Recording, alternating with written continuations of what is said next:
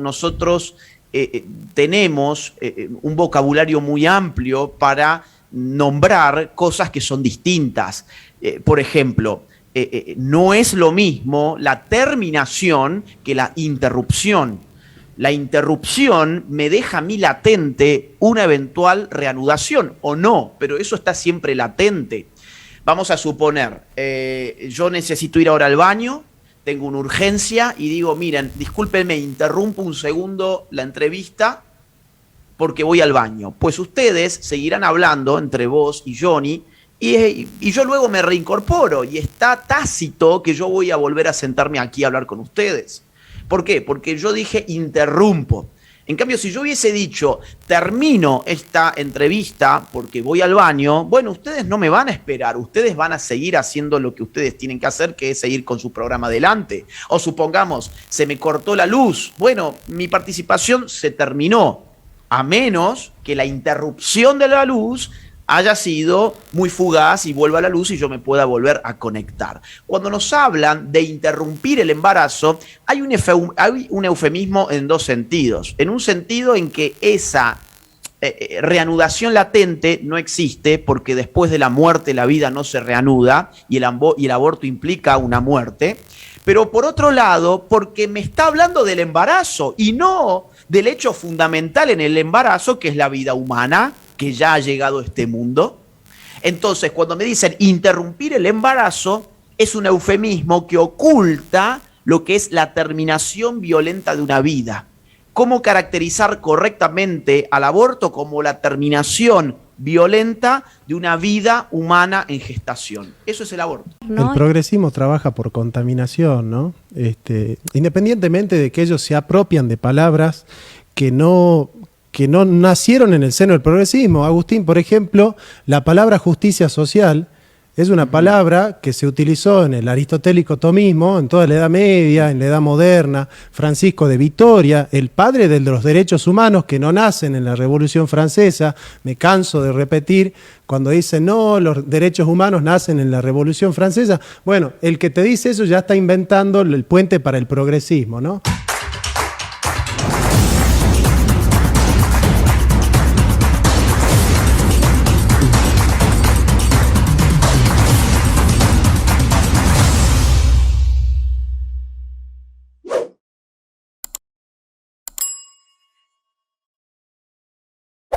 Hoy vamos a hablar, hablando de este canal, ¿no? Palabras y Verdades, vamos a hablar sobre el eufemismo y el progresismo. Para eso lo tenemos a Jonathan Ramos, que es de la casa, profesor, un filósofo, y bueno, él está dentro de esta batalla cultural. Bienvenido, Jonathan. Gracias, Dana, y mira qué buena alusión que haces, porque las palabras hacen alusión a las cosas y dicen la verdad. Ahora, ¿qué pasa cuando las palabras, en vez de hablar de las cosas, las ocultan a las cosas, las disfrazan a las cosas para mentir? Qué buena asociación, ¿no?, con respecto al nombre de nuestro programa. Así es, bueno, vamos a desarrollar el tema, pero primero quiero presentar a Agustín Laje.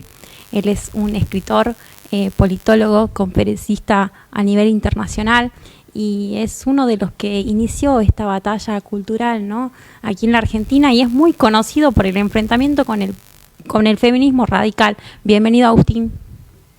¿Qué tal? Bueno, es un honor para mí estar en tu espacio, gracias por la invitación, y doble honor sabiendo que allí está mi amigo Jonathan, una persona a la cual yo admiro intelectualmente mucho, así que vamos a divertirnos seguramente con este diálogo. Muchas gracias, Agustín. Para mí es siempre muy gratificante dialogar con vos. Y bueno, mira, nuestro programa se llama Palabras y Verdades, Agustín. Y esto es muy interesante, haciendo alusión, yo sé que vos sos máster en filosofía y estás haciendo tu doctorado.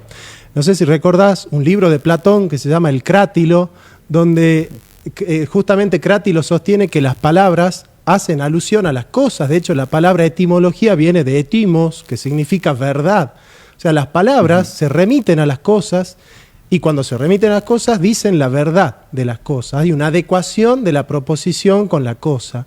Ahora, ¿qué pasa cuando desde una ideología política, que no es lo mismo que una idea, la ideología es una idea distorsionada, una idea que oculta la verdad, la realidad de las cosas, manipula manipula para torcerla la realidad con fines políticos, ¿no?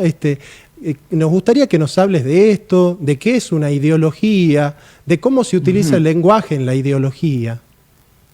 Mirá, el lenguaje, yo coincido contigo que dice la verdad, que puede decir la verdad, pero también puede decir la mentira. De hecho, cuando uno piensa en la palabra eufemismo y se remite a su etimología, se va a dar con la conjunción de eu, que significa bueno, y feme, que significa hablar, ¿no? Entonces, en principio, uno tendría que eufemismo sería algo así como la corrección en el habla o el buen hablar. Pero en verdad es todo lo contrario. El eufemismo es un disciplinamiento del habla que busca enmascarar algo que no puede ser dicho porque no puede ser, digamos, porque puede ser ofensivo. De hecho, la palabra eufeme, ¿no?, que es de donde viene eufemismo, era como se le llamaba a esas palabras o a esas frases que por razones religiosas, como por ejemplo ciertos nombres de ciertas deidades, no se podían pronunciar. Entonces se buscaba otra palabra para poder esquivar la palabra justa. Esto voy a ponerlo con un ejemplo muy tonto, pero que a mucha audiencia le puede causar simpático, ¿no? ¿Se acuerdan ustedes en Harry Potter cuando se hablaba del innombrable? Bueno, porque no se podía pronunciar el nombre de Voldemort, ¿no? Bueno, salvando las distancias, el eufemismo cumple esa función. Hay algo que no puede ser dicho por distintas razones y por lo tanto tenemos que reemplazarlo por otra palabra que resulta engañosa, que mistifica la realidad. La ideología está repleta de eufemismos, porque la ideología es una distorsión de la realidad, por lo menos en su acepción clásica, por ejemplo, en la acepción marxista, o incluso en la acepción de Karl Mannheim, ¿no? De Mannheim entendía la ideología como un encubrimiento que ciertas personas llevaban adelante de las proposiciones que arrojaban sobre la sociedad y sobre el hombre. Entonces el progresismo es un conjunto de eufemismos que, si te parece, podríamos dar algunos ejemplos. Sí, Agustín, yo fui, digamos, recabando un poco el proceso filosófico en el cual tiene sentido, ¿no?, el eufemismo como semántica de la nueva izquierda, ¿no? Por un lado, Nietzsche me parece que es un presente importante sobre verdad y mentira en sentido extramoral, pero sobre todo el origen de la tragedia, porque ahí Nietzsche dice: tenemos el arte para no sucumbir en la verdad. Esa vendría a ser como la tesis de ese libro de Nietzsche, y me parece que es importante porque desde allí se va a concebir a la verdad como trágica, la verdad como despiadada, la verdad como cruda, ¿no? O sea, la realidad es demasiado dura como para que nosotros podamos enfrentarnos con ella. Entonces, de alguna manera, el progresismo ha ido acercándose mucho al arte, Agustín, y alejándose de la ciencia, ¿no? Me parece que frases del Mayo francés como la imaginación al poder. Y bueno, hemos visto en el Congreso muchas veces en el debate del aborto que en vez de llevar biólogos, científicos, llevaban actrices, cantantes, músicos, que nada tenían que ver con respecto a una autoridad epistémica de los temas. Esta cercanía del progresismo con el arte y alejarse de la ciencia, ¿crees vos que está planificado, que es intencional? Mira, yo creo que se agotó un paradigma. Yo sé que vos sos un gran estudioso de Marx y que has publicado recientemente un libro, pero Marx en su vida, digamos, se suele hablar de dos Marx, ¿no? El Marx joven, sí, cuya obra se descubre posteriormente, de hecho la publica la Unión Soviética y la redescubre la Escuela de Frankfurt, por ejemplo. La introduce al pensamiento occidental, digamos así, con bombos y platillos, por ponerlo de alguna forma. Ese joven Marx que hacía filosofía dura y pura, en contraste con el viejo Marx que hacía economía política.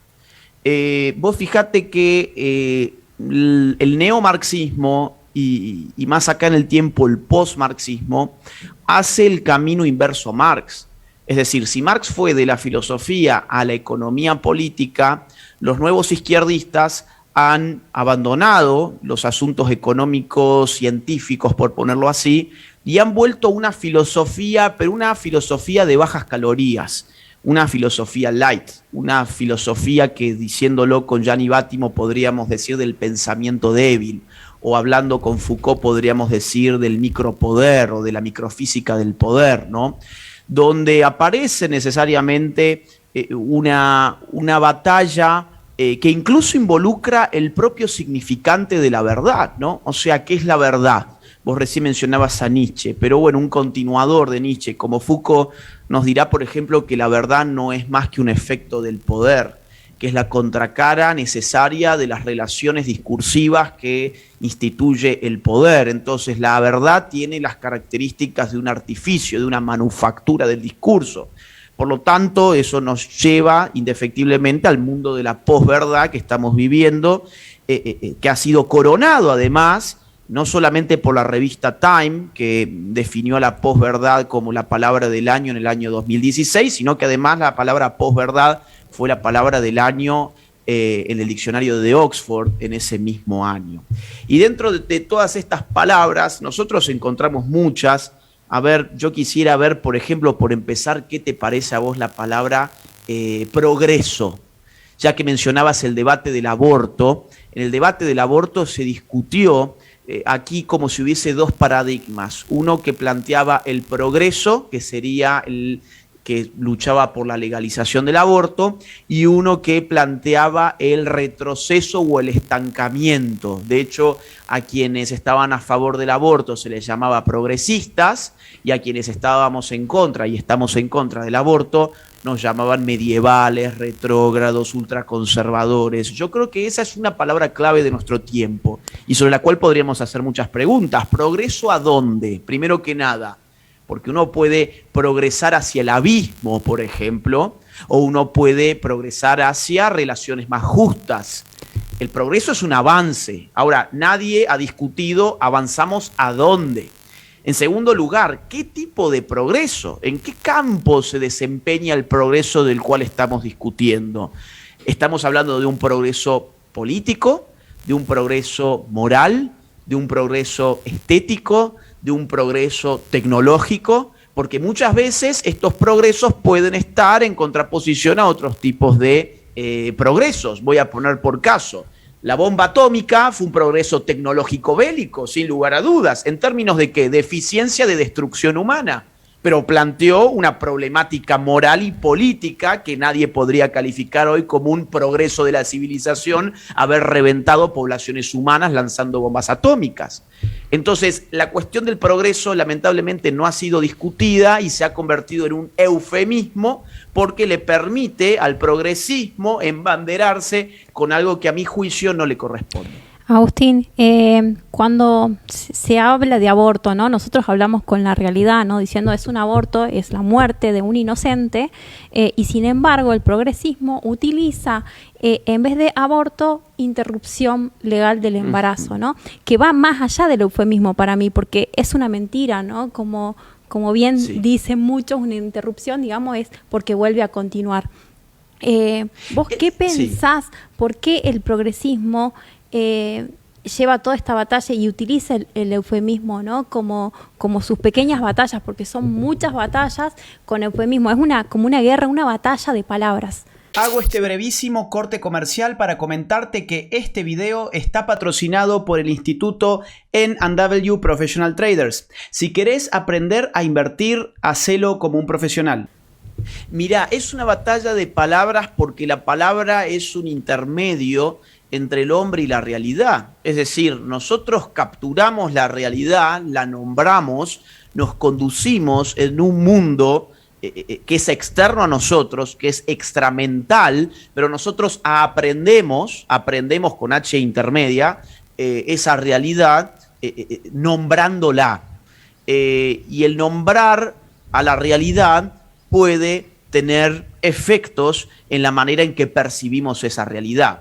porque vos diste un caso muy interesante. Vos me decís, bueno, esto es una lisa y llana mentira. Sí, el eufemismo es una forma de mentira también, es un disciplinamiento de la forma de hablar que nos termina distorsionando nuestra habla y nos impide decir las cosas tal como son. En ese sentido es una forma de mentira también. Pero en este caso hay una mentira mucho más cruda, porque en efecto nosotros tenemos un vocabulario muy amplio para nombrar cosas que son distintas.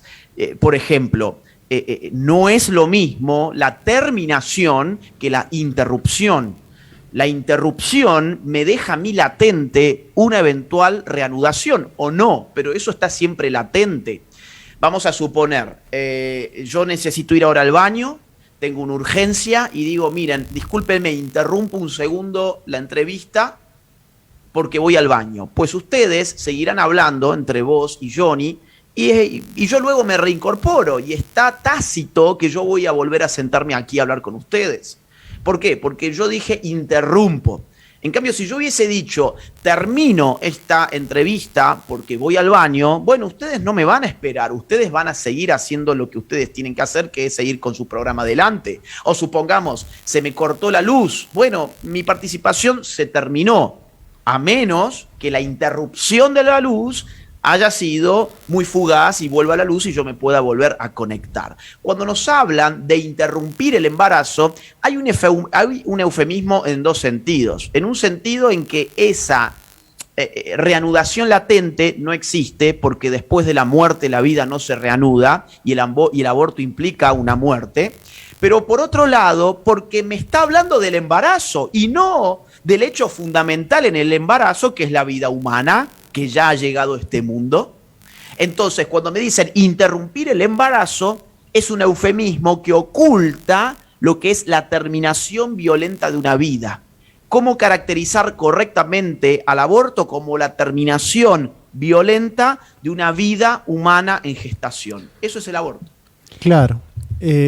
Perdón, Dana. Bueno, yo lo que quería aclarar, ¿no?, en todo esto, ¿no?, porque muchas veces se utilizan estos eufemismos, estas palabras, digamos, para maquillar la realidad, para adornarla en cierto sentido, pero a través de los años o del tiempo, esta palabra que se la utiliza va siendo otra vez ensuciada, ¿no?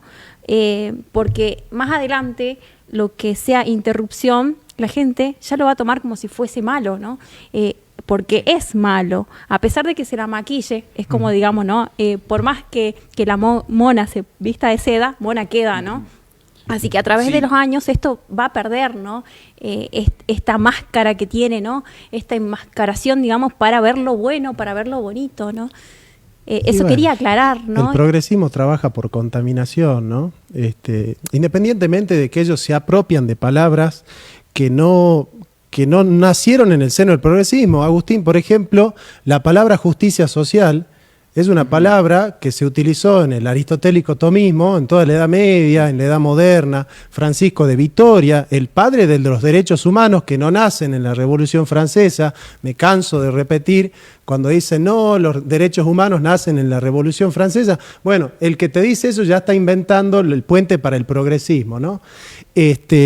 Pero justamente se apropian de palabras como, por ejemplo, justicia social, y hoy la gente de bien, digamos, escucha la palabra justicia social y la asocia con la izquierda, la asocia con el progresismo, ¿no? Es como dice Dana, trabajan por contaminación. Es cierto, y además ha habido una desmesura en el uso de lo social, de la palabra social. Ya un filósofo de la escuela austríaca, que fue Hayek, escribió en su último libro, La fatal arrogancia, poquito antes de morir, un capítulo muy interesante donde él hace todo un listado de a cuántas palabras le han agregado el adjetivo social para poder bendecir. Políticas sociales, iniciativas sociales, trabajo social. Bueno, hay una infinidad de palabras a las cuales se les ha agregado sin saber muy bien qué se quiere decir. Y lo que pasa cuando uno amplía digamos, el sentido de un significante es que lo licúa. Te voy a poner un ejemplo con el concepto matrimonio, ¿no? Cómo se puede ir licuando el sentido, el significado de un significante. Si uno busca en internet, y los invito a que lo hagan, ustedes van a encontrar casamientos y matrimonios de todo tipo. Busquen, se casó con un delfín, van a buscar la persona que se casó con un delfín. Se casó con una estación de tren, van a buscar la persona que se casó con una estación de tren y lo van a encontrar. Se casó con su computadora, se casó con una muñeca inflable, se casó con un árbol, se casó con un perro, se casó con un holograma, se casó consigo misma, se casó con un familiar, se casó con su padre. Lo van a encontrar porque son todos casos reales que yo los conozco, por eso se los estoy comentando. Claro, nos han metido en la cabeza que familia es una gelatina, es un concepto líquido que puede significar cualquier cosa y que matrimonio es un concepto líquido también que puede significar cualquier cosa. Esto es una estrategia deconstructiva, porque imagínense ustedes, vamos a ponerlo con un ejemplo para que esto se entienda. Esto es un celular, ¿sí? Esto es un celular. Si yo les digo, pásenme el celular, ustedes me van a pasar esto porque saben que es un celular. Ahora, imagínense que yo empiezo a llamarle a la libreta, le digo celular. Esto también es un celular. Al libro le digo celular. Al fibrón le digo celular. Al micrófono le digo celular. A la computadora le digo celular. A la biblioteca les digo celular. A la cámara que me está filmando ahora le digo también celular. Bueno, pues cuando yo les diga pásenme el celular, ustedes no van a tener idea qué les estoy pidiendo yo, porque la palabra celular ha licuado su significado, ¿sí? Ha apuntado a tantas cosas tan distintas que ya no me sirve. Eso hace también el progresismo con los conceptos que quiere, con las palabras y los conceptos que quiere atacar. Entonces lo hace con matrimonio, lo hace con persona, eso también es una cosa muy interesante porque fíjense que hace muy poco, por ejemplo, salió una noticia de que los hipopótamos de Escobar han sido considerados personas, por ejemplo. Claro. Animales que son considerados también personas, pero cuando hablamos de un feto humano, eso no es una persona. Claro. Entonces nos van licuando los significados. Bueno, justamente salió una ley hace poco que se aprobó para darle derechos a los animales que no los tienen. Sí. Eso yo lo expliqué en un video de 2 horas y en un debate que tuve con una persona que vino acá al canal, que los animales no tienen derechos. Justamente las personas humanas son los sujetos de derecho. Declarar que el animal es persona no humana. Fíjate vos cómo rompen el lenguaje. Persona no humana, ¿no? Y Agustín, con respecto a esto de las palabras, pensaba en la mujer. La mujer hoy es una palabra para el progresismo, ¿no? O sea, yo le pregunto a un progresista, ¿qué es ser mujer? Y el progresista no me puede responder, porque si me responde con los genitales, ya cayó en el biologicismo. Si me responde por lo femenino, cayó en el machismo. Entonces, no puede responder un progresista en qué consiste ser mujer. ¿Qué es ser mujer? Es una palabra. Y según la ley argentina, una persona gestante, ¿no? Claro. Bueno, además, es que fíjate que lo mismo que lo que vos estás mencionando es el mismo proceso de lo que han hecho con palabras como las que daba yo el ejemplo. Familia, matrimonio, persona. Con mujer han hecho lo mismo. Y es que esto esto no es obra del azar. Esto está teorizado de esta forma. Te voy a poner un ejemplo, 2 ejemplos. Monique Wittig, que es una feminista de los años 80, la madre de lo que hoy se llama teoría queer, una filósofa feminista de los 80 francesa. Monique Wittig dice textualmente, hay que esforzarnos por destruir el hecho artificial que llamamos mujeres, con el cual los hombres dominan a las mujeres. Una cita textual de su ensayo sobre la heterosexualidad obligatoria. Quien toma el pensamiento de Monique Wittig en los 90 va a ser Judith Butler, la californiana, que es, a mi juicio, la filósofa más brillante de los ideólogos de género. Y en el género en disputa, es un libro de 1990, Judith Butler plantea la estrategia de la multiplicación paródica. Ella llama a multiplicar paródicamente los géneros para acabar con lo que ella llama la identidad de género naturalizada o esencialista. ¿Qué sería la identidad de género naturalizada o esencialista? La correspondencia entre mi identidad y mi biología. Judith Butler se mata pensando cómo puedo yo hacer para desencastrar esa identidad autopercibida de ese marco biológico que sustenta esa identidad autopercibida en un sentido objetivo. Y Judith Butler llega a la conclusión de que lo que hay que hacer es, a partir no de la palabra sexo, sino de la palabra género, multiplicar hasta el absurdo las distintas categorías del género. 1990, cuando hoy uno abre una cuenta en Facebook, tiene 54 géneros distintos para escoger. Cuando hoy uno abre una cuenta, incluso en estas aplicaciones de citas como Tinder, tiene más de 30 identidades de género para escoger. Recientemente se le ha hecho una consulta a la Corte Suprema de Justicia en México de cuántos géneros había y la respuesta fue infinitos.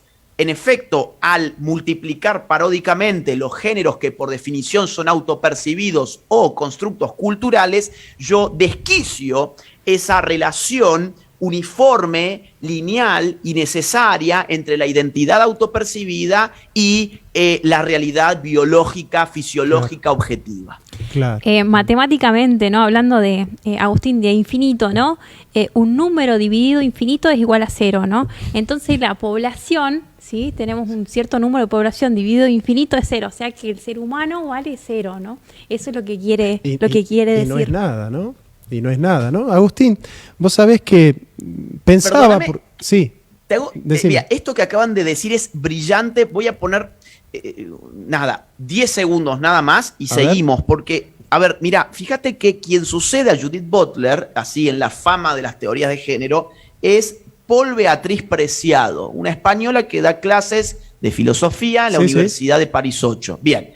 Paul Beatriz Preciado dice que tenemos que esforzarnos por acabar con el hombre y la mujer y que tras un nuevo contrato sexual fundado en la ideología de género, lo que debemos construir son cuerpos hablantes. Ni hombres ni mujeres, cuerpos hablantes. Ese es el 0 al que ustedes recién hacían referencia. Bueno, y el eufemismo que utilizó la ideología de género, ¿no? Y que hizo una campaña bastante movida, amor es amor, ¿no? Haciendo, digamos, que, por ejemplo, un niño con una señora grande, amor es amor, ¿no? Por más de que la edad que tenga, y disfrazando ahí, ¿no? Lo que es la perversión, ¿no? Bueno, a ver, yo no estoy de acuerdo en pensar que, digamos, todos los homosexuales son pervertidos o que de alguna u otra manera no podrían llegar a tener una familia, ¿no? O sea, yo particularmente no soy conservador en ese sentido. O sea, existe la posibilidad de que un niño reciba amor, pero claramente no es la familia como nosotros la concebimos, no es una familia en el sentido duro de la palabra, ¿no? Pero claramente el ejemplo del amor, licuado, ¿no? Esta idea de ama y haz lo que quieras, que se toma de Agustín, pero para decir cualquier cosa, porque en nombre del amor y del progreso, como vos decís, muchas veces caminamos hacia el abismo. Pero con respecto a la autopercepción, que es en algún sentido como el emblema de la ideología de género, el derecho a la autopercepción, el otro día con un filósofo acá en el programa nos dábamos cuenta, escúchame, pero no es que yo te estoy quitando a vos el derecho a que vos te percibas como vos quieras. Entonces es un eufemismo hablar de autopercepción, porque el problema no es tu percepción de quién sos vos, el problema es que no me obligues a mí a percibirte como vos te estás percibiendo. Entonces nosotros hablamos de alterpercepción, el problema es la percepción del otro con respecto a mi percepción. Entonces, ¿no es un eufemismo hablar ya de autopercepción? Sí, para como se lo emplea, sí, porque en el nombre de la autopercepción, en verdad lo que están tratando de modificar es la percepción del otro. Lo que vos recién muy bien dijiste, nunca había pensado esto yo en esos términos, pero la alterpercepción. Es decir, si a mí me dicen que, bueno, mirá, queremos sacar una ley para prohibir una autopercepción que vaya en contraposición a la realidad objetiva de la persona, yo soy el primero en criticar ese proyecto de ley, porque me parece injusto. Me parece que uno tiene el derecho a estar equivocado. Y estas personas sufren mucho. Es decir, una persona que no se encuentra con su cuerpo, con su realidad, es una persona que sufre mucho. Ahora, en el nombre de ese sufrimiento, yo no puedo obligar a toda una sociedad a que sea partícipe de una autopercepción que es errada. Imagínate que a mí siempre me gusta poner muchos ejemplos ilustrativos para que se entienda cuál es el problema, ¿no? Cuando tenemos una autopercepción que disiente con la realidad objetiva, el problema podría estar en la realidad objetiva o en la dimensión mental, digamos así, de la autopercepción, en la psique. Imagínate un caso muy frecuente, lamentablemente, y cada vez más frecuente en la sociedad moderna, que es la bulimia o la anorexia. Ahí hay un problema de autopercepción. Una bulímica, un bulímico, un anoréxico, una anoréxica, se ven en el espejo, quizás pesan 40 kilogramos y se ven de 140 kilogramos, ¿no? O sea, tienen una percepción de sí mismos que está distorsionada. Ahí ¿dónde está el problema? Bueno, el problema está en que su percepción sobre su cuerpo no se condice con la realidad y la sociedad se esfuerza por recuperar a esa persona para que pueda reencontrarse con su cuerpo y con su realidad para poder cuidarlo como se merece. En cambio, en la ideología de género hacemos exactamente lo contrario.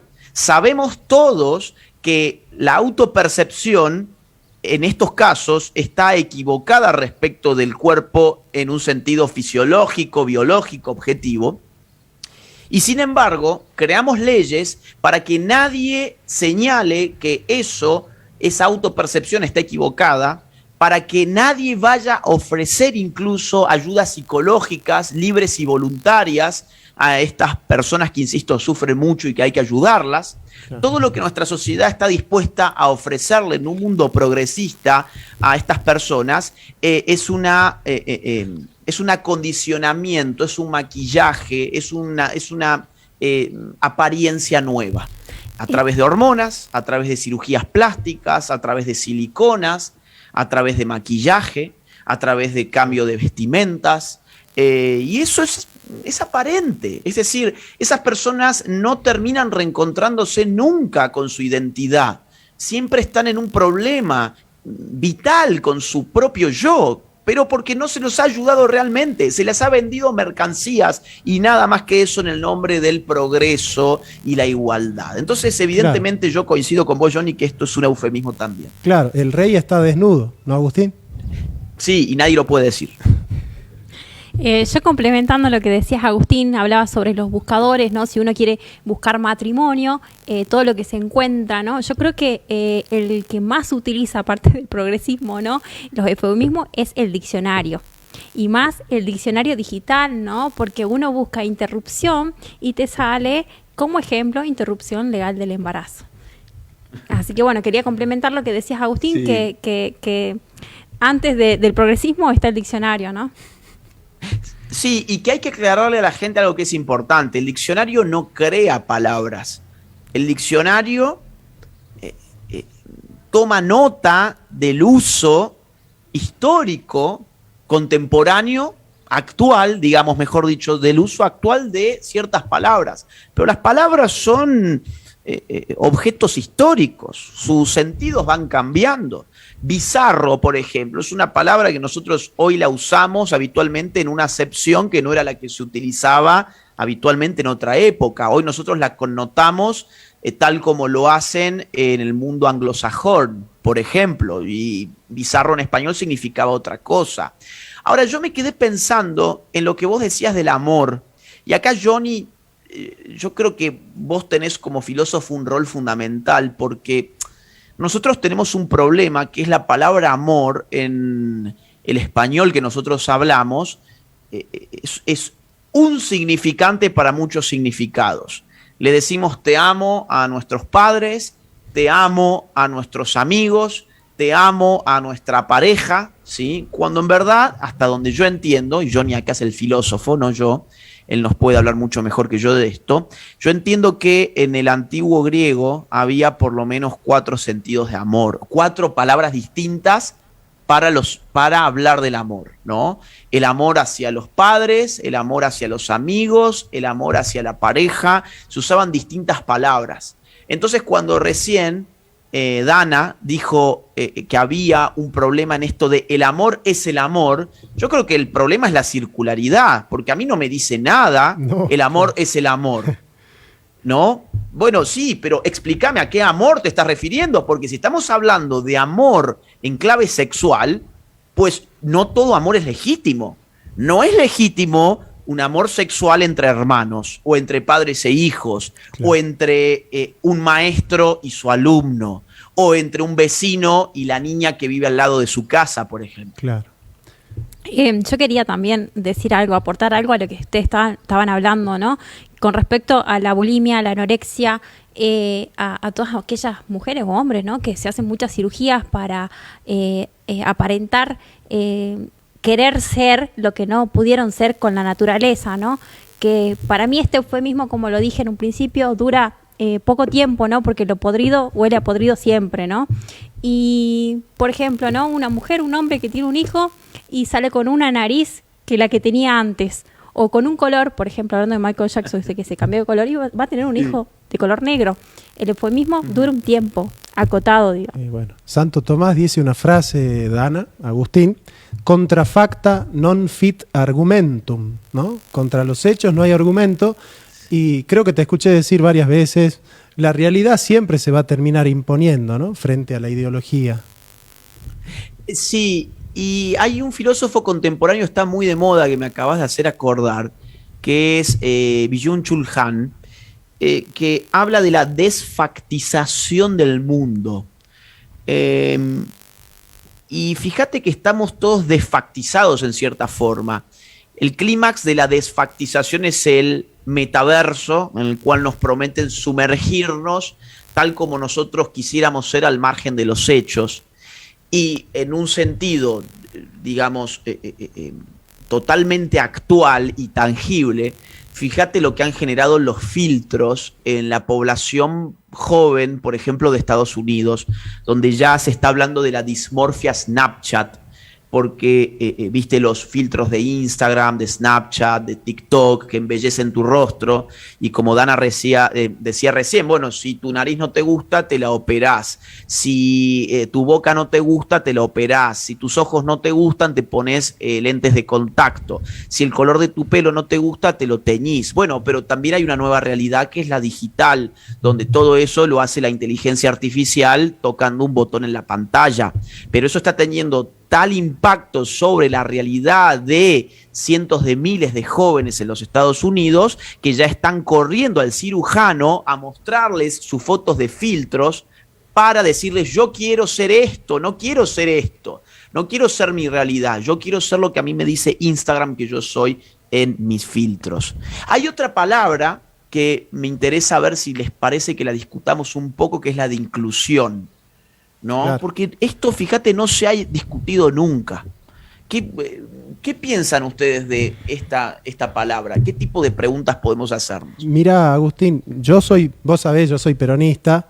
Nosotros los peronistas hablamos de integración, no de inclusión. Ajá. Porque inclusión es incorporar al otro, pero sin haber hecho un discernimiento de sus diferencias. En cambio, la integración es partir de la diferencia del otro. Entonces a mí me gustaría que toquemos un tema antes para llegar a esto, porque tiene sentido, y es la palabra discriminación. La palabra discriminación tiene un sentido negativo y un sentido positivo. El sentido positivo, la palabra discriminación viene de krínei, que significa discernir la diferencia. Se utilizaba en Grecia para tamizar los frutos, el trigo. Entonces, cuando yo discrimino es cuando yo capto la diferencia. Sí. Por ejemplo, ¿qué es? Por ejemplo, la equidad. La justicia equitativa en Aristóteles es darle a cada uno lo que necesita, no en darles a todos lo mismo, como hace el progresismo. Entonces, cuando vos incluís, es cuando has disuelto las diferencias. En cambio, cuando vos integrás, es cuando vos has captado las diferencias. El progresismo se ha adueñado de la palabra discriminación y ha concebido esa palabra solamente en su semántica negativa. Pero hay una manera positiva de discriminar. Yo no puedo darle, por ejemplo, al discapacitado lo suyo si yo no he captado que él es un discapacitado, si yo no he captado que él, o al menos tiene capacidades diferentes que nosotros tenemos que atender. Entonces, me parece que al haber contaminado la palabra discriminar, no se puede integrar, simplemente se incluye. ¿Y qué es incluir? Incorporar sin haber captado las diferencias. Exactamente. Y fíjate que en el caso de la llamada inclusión, yo tiendo a pensar de que no toda inclusión es buena directamente. Claro. O sea, incluir sería habilitar a alguien a hacer algo o a ocupar un determinado lugar. La pregunta es, ¿a quién? ¿Dónde? ¿Y por qué?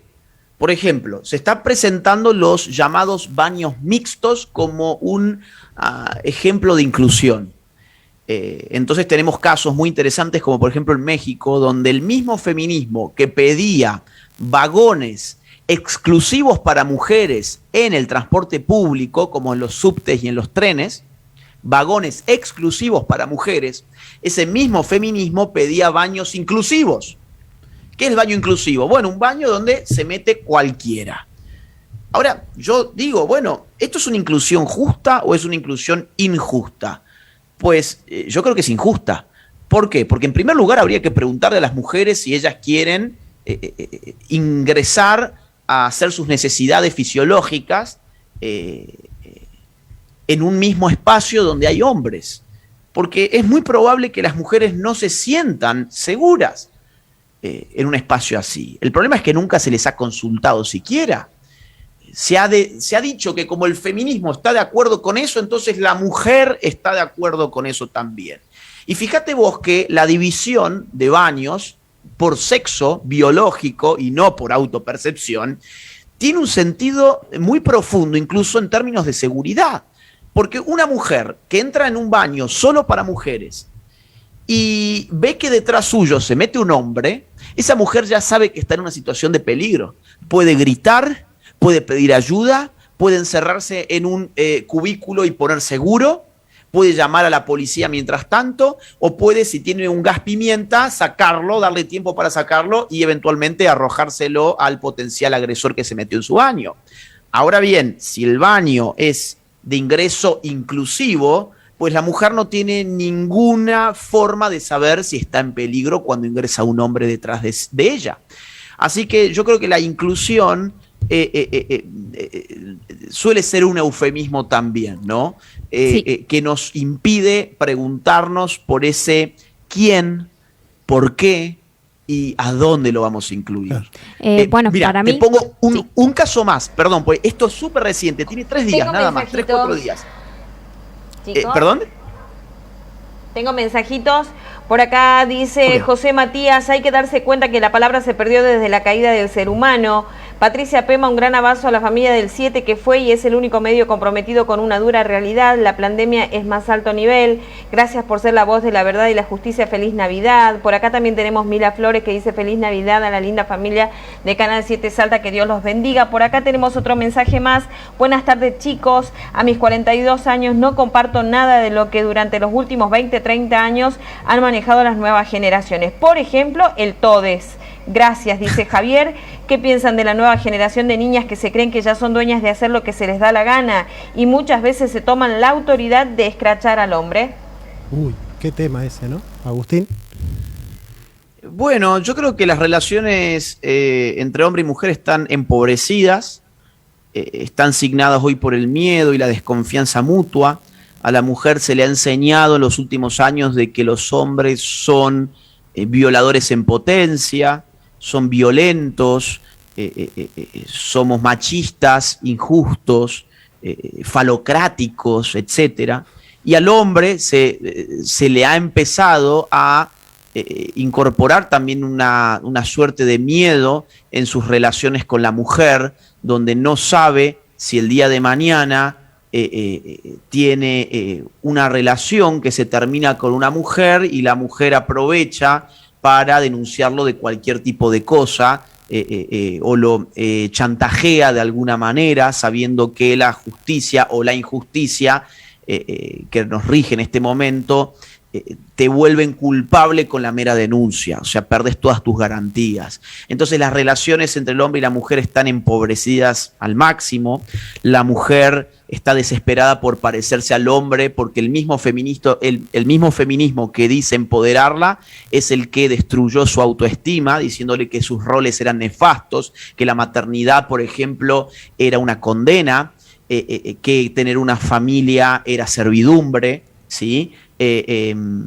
Entonces la mujer está hoy desesperada por parecerse al hombre y el hombre está hoy desesperado por parecerse a la mujer por la culpa que esta sociedad le ha ido metiendo a través de no solamente el Estado, sino también el sistema de consumo. Fíjate, por ejemplo, la publicidad de Gillette de hace algunos años sobre la masculinidad tóxica, donde ponía al hombre como un bruto, como un violento, como un completo imbécil que solamente pensaba en su parrilla y en golpearse con sus semejantes. Entonces, eso es lo que estamos viviendo hoy y es lamentable. Bueno, hablando sobre la inclusión, ¿no? Que si era eufemista o no. Para mí, digamos, inclusión más que inclusión es exclusión, ¿no? Porque realmente donde se debería incluir, se debería realmente a la persona ciega, a la persona con alguna discapacidad o algo incluirla. Claro. Este progresismo está buscando incluir a algo, a una idea, no una ideología, algo que no está en la naturaleza, algo que no es real, así que más que inclusivo es exclusivo para mí. El otro día pensaba en eso justamente, Dana, Agustín, el problema es que no es un problema cultural. Todo lo que el progresismo trabaja son problemas culturales. Esto viene de la mano de que la filosofía se convirtió en fenomenología del espíritu, es decir, en desarrollo cultural. Entonces, esto comienza con Descartes, pero se consolida con Hegel. ¿Y por qué no les interesan los pobres? Porque no les interesan los pobres. Sí, gobierna el progresismo y los pobres aumentan estrepitosamente. ¿Por qué no les interesan los problemas reales de las mujeres? Los problemas reales de las mujeres, y lo puede decir Dana, es que a la mayoría no les alcanza para llegar a fin de mes, para darle de comer a sus hijos, para mandarlos a la escuela, tener seguridad. Es decir, esos son los problemas reales. El problema es que no es un problema cultural. Al progresismo lo único que le interesa resolver, entre comillas, son los problemas culturales. Sí, sí, y que muchas veces ellos mismos los crean, claro, para después tener que resolverlos, porque en su resolución amplifican su poder. De hecho, actualmente se está fogoneando un nuevo problema cultural, que es el del peso, por ejemplo, ¿no? Entonces, los gordos versus los flacos. En cualquier momento terminamos con un ministerio de la gordura, ¿viste? O con políticas inclusivas de la gordura. De hecho, algo de eso ya existe en el mundo de la moda, donde, bueno, se ha dado una especie de lucha interna allí. Mira, hay una palabra, Dana, Johnny, que me interesaría saber también qué piensan ustedes, porque está muy en boga entre los jóvenes sobre todo, que es la palabra empatía. A mí me hace acordar en principio a Adam Smith, ¿no? Es una pieza fundamental de su filosofía moral. Pero como se está utilizando hoy, la empatía, ¿qué sería? Es la capacidad, incluso que ha sido estudiada por las neurociencias, sí, a un nivel biológico, ¿no? Fisiológico, del hombre, de ponerse en el lugar del otro, de ver a un semejante sufrir y experimentar sufrimiento también. Ahora, hoy como se utiliza la empatía, yo creo que adormece la crítica, porque cualquiera que haga una crítica social o a una ideología, lo primero que se le acusa es de no tener empatía. ¿Cómo lo ven ustedes? Lo que sucede con la empatía es que necesitas vos tener un trasfondo sustancial. Es decir, yo puedo ponerme en el lugar del otro porque yo tengo mi lugar. Yo puedo ocupar la identidad, momentáneamente la identidad del otro, porque yo tengo mi identidad. Cuando se ha disuelto la sustancialidad de la persona, y como dice Marx, todo lo sólido queda disuelto en el aire, ¿no es cierto? Dado al discurso, porque en definitiva las identidades no son más que palabras, que discursos, porque no se puede entender la nueva izquierda sin el giro lingüístico, que invierte la fórmula. Ya no son las palabras las que deben hablar de las cosas, sino que las cosas deben reflejar lo que nosotros decimos de ellas, digamos, ¿no? Entonces, al progresismo ya no le interesa solucionar el problema de la pobreza. Le interesa hegemonizar el relato sobre los pobres. Ya no le interesa resolver el problema de las mujeres. Le interesa hegemonizar el relato sobre la mujer. Ellos lo único quieren solucionar la vida hablando, dando discursos, ¿no? Y yo creo que la empatía no existe cuando yo no tengo mi lugar. O sea, yo puedo ponerme en el lugar de una mujer cuando yo sé que no soy una mujer. Ahora, cuando las identidades se han relativizado, cuando se ha, de alguna manera, cuando se han atenuado las identidades, la hiperatenuación de las identidades, no tenés desde dónde ponerte en el lugar del otro, ¿no? Por eso yo ahí tomo mucho Lacan, que en el Seminario 14 daba una semiprofecía, decía, el siglo XXI será el siglo de la desvirilización del hombre, ¿no? Y tiene que ver con esto, ¿no? Obligar a niños de las escuelas primarias a vestirse de mujercitas, porque si no ellos no van a poder sentir lo que es ser mujer por un día, y obligarlos a orinar de sentaditos, me parece que tiene que ver con esta distorsión, porque él puede ponerse en el lugar de la mujer, pero no es una mujer y no tiene por qué serlo para poder ser respetuoso con ella. Es decir, la mayoría de los varones somos respetuosos con las mujeres y no necesitamos vestirnos de mujer. Para mí la empatía, digamos, también es relativa, como dice Jonathan, pero la empatía por ahí puede servir un poco para lo que es una idea, ¿no? Una situación, no algo que venga biológicamente. Empatía, digamos, se ha llevado más que nada hoy en día en querer reemplazar, digamos, biológicamente algo del cuerpo. Así que, bueno, para mí eso sería, digamos, que también es un eufemismo, ¿no? Sí, yo sobre el punto de la empatía veo que tiene este efecto enmudecedor, ¿no? Yo no puedo decir nada que vaya a incomodar a nadie porque voy a perder mis atributos empáticos. Y hoy en la juventud está tomado como máxima virtud la de la empatía, ¿no? O sea, ¿qué es lo que todos queremos ser? Empáticos. Está muy bien. Ahora, digamos, cuando en el nombre de la empatía yo no puedo decir absolutamente nada que incomode a nadie, pues yo estoy privándome de lo más preciado de mí, que es mi capacidad crítica. Y los jóvenes, que en algún momento eran más críticos que los adultos, y que querían ejercer la crítica y que todo eso se traslucía en la rebeldía que suponemos a veces connatural a la adolescencia, por ejemplo, hoy han abandonado toda esa potencia disruptiva y hoy todo pasa por si sos o no sos empático. Y la empatía al final del día es un sentimiento y el ser humano siente, pero también razona. Y hoy los chicos, y los no tan chicos también, cada vez que quieren expresar algo, solamente atinan a decir yo siento que. Fíjate vos que ya nadie dice yo pienso esto. Así es. Ahora es yo siento esto, lo cual te rebaja casi a un estadio animal, porque el animal también siente. Claro. Ahora, el hombre razona. Claro, ¿no? Deconstruirlo al hombre, ¿no? Tal cual, tal cual. Agustín, ¿por qué crees que el progresismo ha utilizado a la izquierda o para utilizar todo esto de eufemismo? ¿Cómo ves, digamos, por qué la izquierda hoy está ganando en todos los países, ¿no? Johnny recién dijo algo que fue brillante y que me dejó pensando y que tiene que ver con lo que vos estás planteando, Dana, ¿no? La pregunta en el fondo de lo que estamos hablando es ¿para qué sirve el lenguaje? ¿Qué hacemos con el lenguaje? Hay un lingüista muy célebre que fue Austin, que decía, bueno, tenía una serie de conferencias que después salieron en un libro que se tituló Cómo hacer cosas con palabras, ¿no?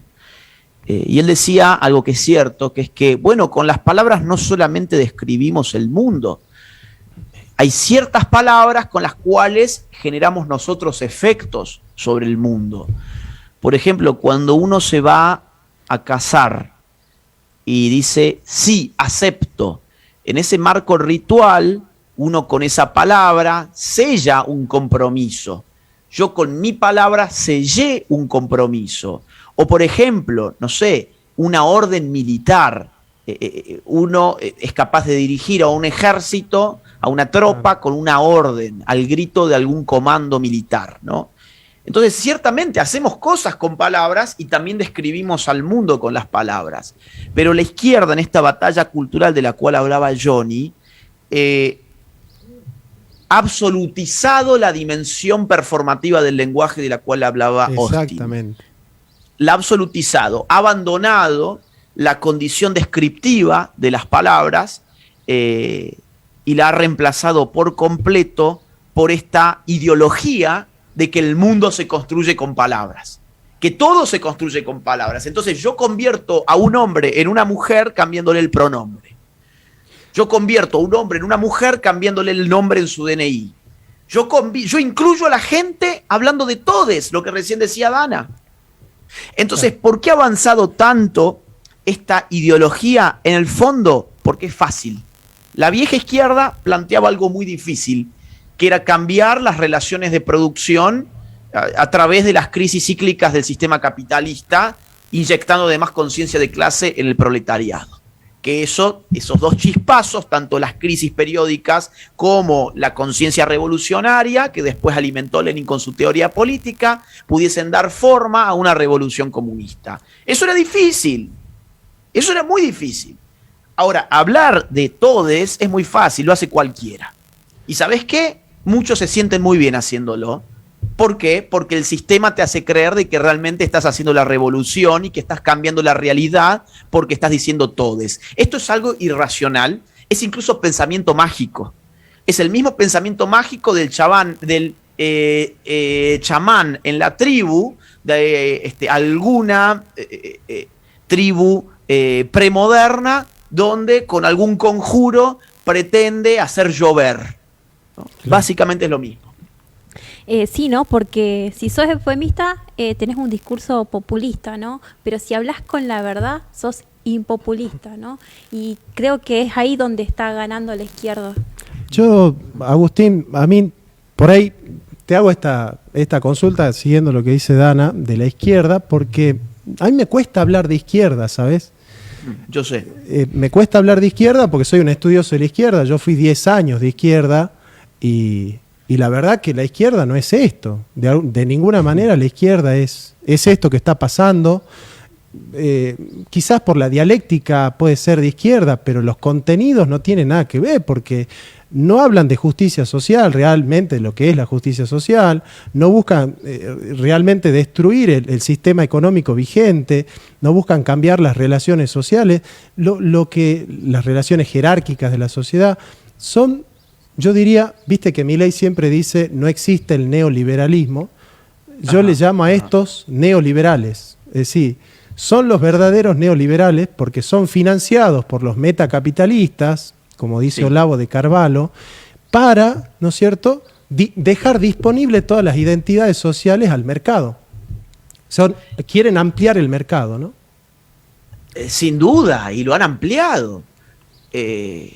Son los mismos que están a favor de una mercantilización total de las relaciones humanas, que lo disfrazan con todos estos eufemismos que estamos hablando, pero son totalmente funcionales a los metacapitalistas y por eso reciben sus dineros, si no, no los recibirían. Claro. O vamos a pensar que son todos tontos, los Rockefeller, los Ford, los Bill Gates, los George Soros. No, no son tontos, saben dónde invierten. E invierten ahí. Ahora, mira, hay un filósofo que vos lo conocés bastante bien, Johnny, que es Gustavo Bueno. Sí. Tiene un libro muy bueno, valga la redundancia, que se llama El mito de la izquierda. Sí. Es un libro que a mí me ha servido mucho porque yo antes concebía el problema de la izquierda y la derecha en términos de la teoría de Norberto Bobbio, que escribió en un libro que se llama Derecha e Izquierda. Diestra, ahora, sí. Exactamente. Bobbio, que dice en ese libro, dice básicamente lo que define la frontera que separa la izquierda y la derecha es la cuestión de la igualdad. De la igualdad, claro. Exacto, exacto. Quienes están a favor de la igualdad suelen ser de izquierdas, quienes frenan los procesos igualitarios van por derecha. Bueno, yo encuentro que esto puede ser interesante, pero después, digamos, siguiendo un poco más allá con Gustavo Bueno dice, no, lo que es propio de la izquierda que nace con la Revolución Francesa es el particular proceso de análisis y síntesis que lleva adelante el sector de izquierdas. ¿Qué vendría a ser esto? La voluntad de descomponer el tejido social y las tradiciones y las jerarquías y los órdenes espontáneos que se han ido formando históricamente para finalmente en un segundo momento, el momento de síntesis, reorganizar algo de acuerdo a un proyecto premeditado. Él encuentra esto, por ejemplo, en la Revolución Francesa. El proyecto de síntesis se hace a partir del concepto nación, pero previamente hubo que descomponer el orden tradicional heredado del antiguo régimen. Ahora, yo veo que si nosotros aceptamos que la izquierda es esto, es la voluntad de reducir a la nada la cultura, la política, la antropología, hacer añicos lo que somos para después pasar a hacer otra cosa, yo entiendo que lo que hoy estamos viviendo es una izquierda liberal que se desempeña en el campo cultural. Entonces, el marxismo de la vieja escuela ciertamente no tiene nada que ver con esto. Aquellos que reivindicaban la igualdad en términos socioeconómicos y que levantaban las banderas de la justicia social, no tienen nada que ver con esto tampoco, que son derechos generalmente para clases medias altas. El derecho de la pareja homosexual a adoptar su hijo. Bueno, esto está totalmente desconectado con las necesidades de esas clases a las cuales alguna vez la izquierda sí que apeló. Agustín, perdón. ¿Acaso, sí, mirá lo que te voy a decir, ¿no?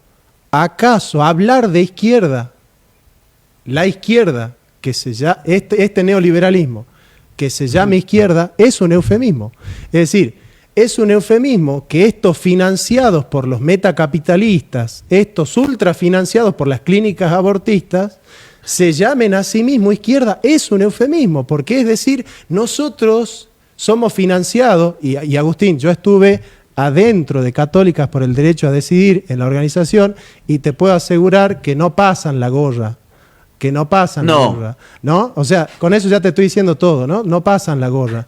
Ahora, estos neoliberales se llaman izquierdas eufemísticamente porque saben que no lo hacen en nombre del pobre, porque las mujeres pobres no necesitan aborto, realmente la mayoría de los homosexuales que nosotros conocemos no necesitan la ideología de género, necesitan mejores condiciones de trabajo, necesitan seguridad, necesitan una ciudadanía que cumpla las normas y las leyes. Entonces, fíjate vos cómo este neoliberalismo habla de izquierda y es también un eufemismo, Agustín. Y otra cosa más, ¿no? Que los mismos que hablabas vos, Agustín, sobre eso, los Rockefeller, Kissinger, todos los verdaderos capitalistas y lo que manejan el mundo, ¿no?